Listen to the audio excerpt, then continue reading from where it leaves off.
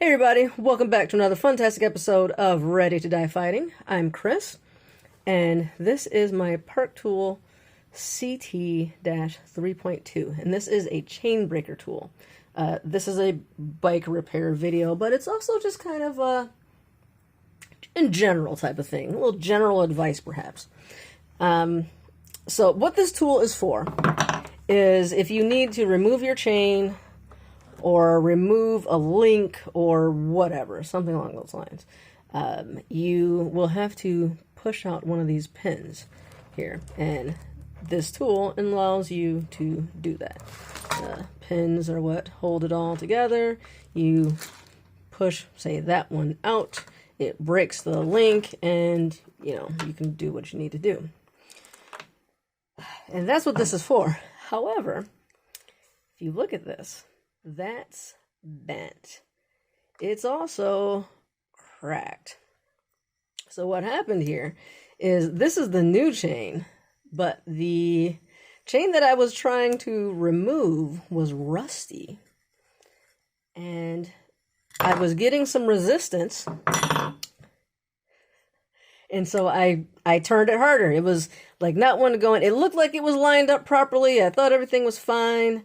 This tool is relatively new. I've only had it for maybe a year, and I've only used it a couple times, maybe once. But it snapped. I gave it a good turn, and that bad boy snapped. And that is something that is a really common problem. The message that I want to bring here in this video is don't break your things trying to fix your things. In this case, this is a piece that breaks really easily. It's apparently it's problematic, I guess. I don't know if it's bad design or if it's bad users, but either way, this breaks a lot. And so they make a replacement part.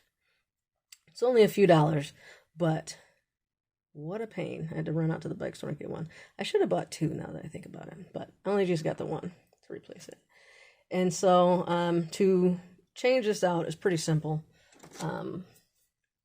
It does have some thread locker on there, as you can see, so it's a bit tricky to take. I already loosened it up, so I can do that, but I just use these guys to grip here and turn and just undo it.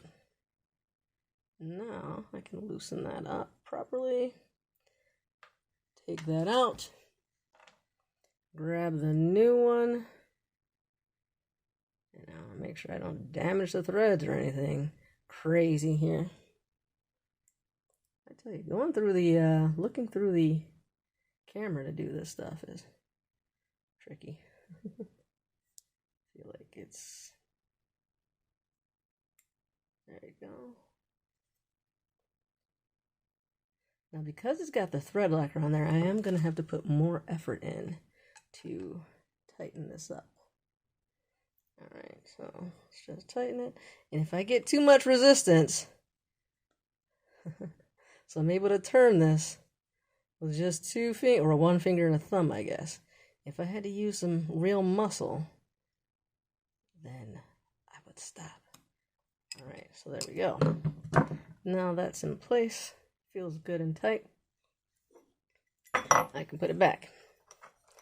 You can get that part, whoops, on Amazon. I saw there was two of them for I think $7.99, $7.50, something along those lines. Not very expensive. I bought it from my bike shop, and so I got it for $3 for the one. I should have just bought two. And so now this is functional again. So maintaining your tools is important. Having the parts and knowledge on how to do it, but also be careful with them. I'm not going to call this a review because I haven't used this thing enough to really know if it was user error or if this is poorly designed. But if you go online and look, a lot of people have had troubles and broken this thing. I should have known better. I did know better, but mistakes happen. Otherwise, this works pretty good. But honestly, I like this one better. This is part of the Alien 3 the Topeak Alien 3 multi-tool, and it comes with a chain breaker on here.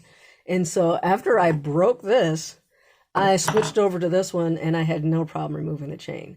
Of the two, I've definitely used this one more. I've had it longer. I've never had that pin break on it, and I never had any problems. So I'm not going to say it's better, but I've certainly had better luck with it. And I have done a review and like overview talking about all the features and stuff of this tool. This is actually just one half of it. It has two pieces. The other piece is out of reach, so I'm not going to go and grab it. But there you go. So that's the difference between them. This is, I mean, it's nice because you can really, it's comfortable in the hands. It's more easy to hold. With this one, it is a little bit awkward to hold. You have to put in a hex key there. And so you can either use the other side of this, and use that, or you could just use a different one or whatever. So this one is more awkward to use, but I break chains really easy with it. This one is a lot nicer to hold, get good grip, but realistically, you shouldn't need that much torque. Like you're really wrenching on this thing. That's how you break it. That's probably why people break it, because it's so easy to just really ring on that thing. But there you go. So I don't know. Don't break your toys trying to fix your other toys. Kind of sort of a review or whatever. I'm not going to show you how to do this because I've already done that on another video. If you look back in this playlist, maybe about a year or so ago, I showed you how to do this. Maybe I'll do another one later on. I don't know. Thanks for watching. Like and subscribe. If you got any questions or suggestions for videos, feel free to leave them in the comments. And thanks for watching.